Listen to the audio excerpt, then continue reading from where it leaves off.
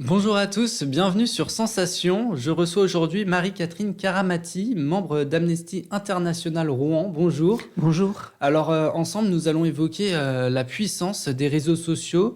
Aujourd'hui, un simple post sur les réseaux peut devenir la preuve irréfutable, mais aussi livrer des informations indispensables sur la recherche de la vérité, que ce soit pour un crime de guerre comme d'un génocide. Est-ce que, en tant que personne lambda, vous ne trouvez pas que c'est osé de mettre des images qui peuvent être violentes sur les réseaux sociaux quand on sait que c'est des réseaux majoritairement utilisés par des jeunes? Oui, alors le problème des réseaux sociaux, c'est justement de diffuser tout et quelquefois n'importe quoi. Donc il y a un danger de voyeurisme. Mais il y a aussi nécessité de temps en temps de voir des images qui permettent de se rendre compte de la dimension, par exemple, d'un crime ou d'une répression. Et vous trouvez que sur les réseaux sociaux, ils en disent plus que certaines sources, que certains médias? Est-ce qu'on retrouve parfois des choses sur les réseaux qu'on ne retrouve pas dans la presse internationale ou qu'on ne retrouverait pas ailleurs? Alors oui, indiscutablement, pour une raison simple, c'est que les réseaux sociaux, ils ont une rapidité de diffusion et une ampleur de diffusion qui leur est propre.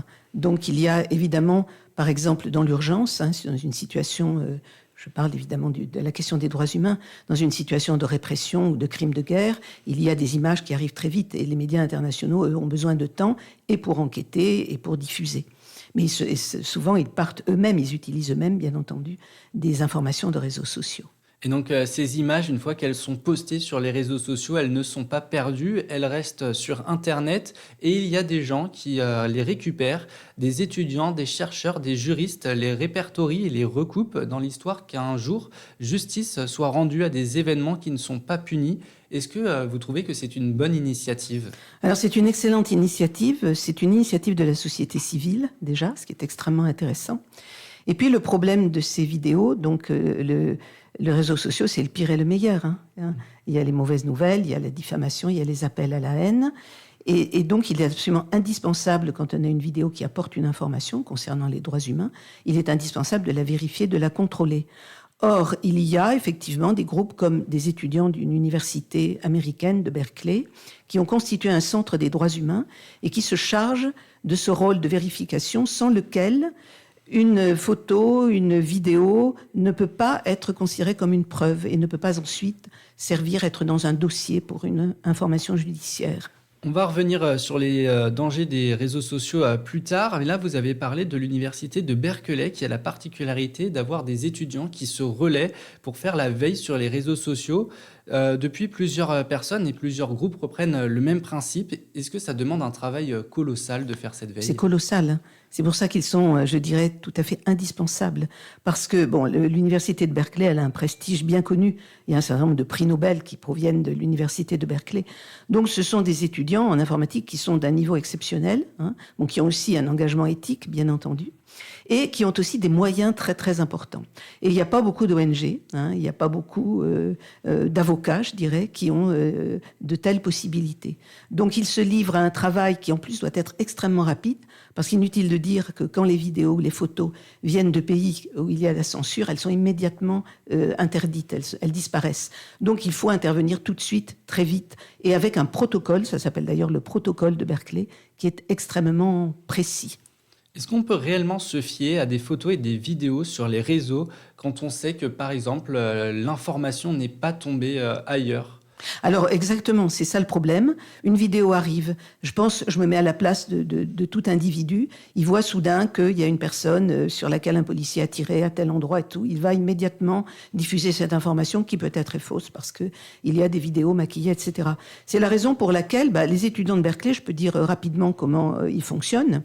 Quand ils reçoivent une vidéo ou quand ils la découvrent, ils commencent par vérifier le lieu. Est-ce que vraiment, avec Google Earth, en fait, avec des moyens informatiques, est-ce que vraiment le lieu est exact? Est-ce que la date et l'heure sont exacts?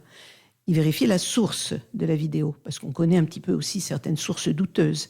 Est-ce que c'était simplement un témoin qui a filmé, photographié, etc.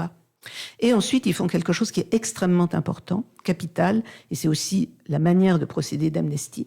C'est-à-dire, grâce à des mots-clés, je ne peux pas vous en dire plus, c'est techniquement très très compliqué, ils arrivent à découvrir toutes les vidéos qui concernent le même sujet.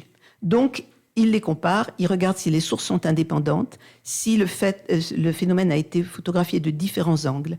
Et si c'est le cas, à ce moment-là, ils peuvent dire oui, la vidéo, la photo sont véridiques. Alors, vous aviez pris pour exemple le cadre d'un policier qui a tiré sur Oui. une personne. Ça rappelle énormément le cas George Floyd. Ah oui. C'est comme ça que ça a permis d'arriver jusqu'à la condamnation du policier. Absolument. Alors là, on donne ça toujours comme exemple modèle de l'intérêt des réseaux sociaux, indépendamment de la presse ou de tout autre moyen d'information.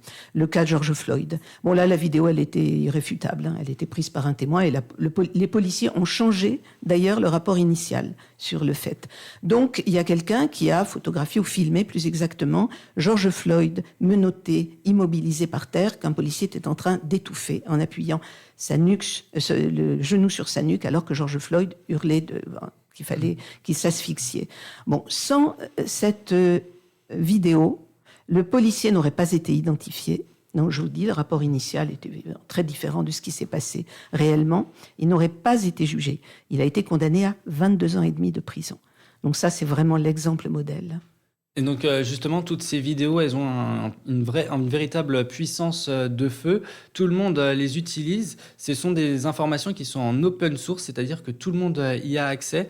Le travail de ces gens-là, il est important et on n'en entend pas forcément parler, mais c'est important de faire la lumière sur les événements. Il est extrêmement important d'en parler et je dirais aussi d'éduquer les jeunes à avoir un esprit critique vis-à-vis de ce qu'ils voient sur les réseaux sociaux. Donc ça serait un exemple superbe à leur indiquer. Je pense qu'il y a beaucoup d'ailleurs d'enseignants qui le font. Bon, ils ne sont pas très connus, mais tout de même, ils sont suffisamment connus pour avoir des émules dans d'autres universités ou dans d'autres lieux du monde et être reconnus par la Cour pénale internationale, qui utilise certaines preuves pour des dossiers qui sont souvent vides de preuves totalement vérifiées.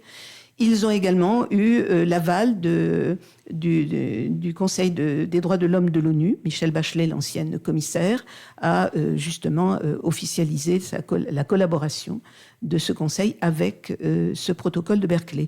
Également, ils ont un rôle très très intéressant de formation des défenseurs des droits humains ou des avocats. Il y a des avocats qui font appel à eux, qui disent voilà, j'aurais ça qui serait un élément de preuve, mais est-ce que je peux le présenter? Donc c'est eux qui prennent ça en charge. Et donc vous, en tant qu'Amnesty International, vous avez même votre propre équipe qui s'appelle l'Evidence Lab d'Amnesty International.